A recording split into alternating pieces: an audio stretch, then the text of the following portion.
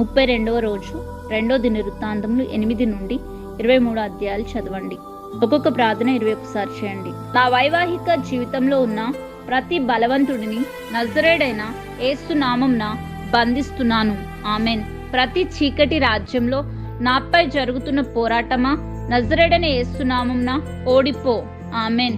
ఆధ్యాత్మిక విష పంపిణీదారులారా, మీ విషయాన్ని మీరే నజరేయుడైన యేసు నామమున మృంగండి. ఆమెన్. నా జీవితంలో ఐగుప్తు శక్తులన్నీ ఒకదాని మీద మరొకటి నజరేయుడైన యేసు నామమున లేచునుగాక. ఆమెన్. నా జీవితంపై ఉన్న శత్రువు సాతాను యొక్క ఆనందం దుఃఖంగా నజరేయుడైన యేసు నామమున మారునుగాక. ఆమెన్. నాకు విరోధంగా నియమింపబడిన సాతాను దండు నజరేయుడైన యేసు నామమున నాశనమైపోవునుగాక. ఆమెన్.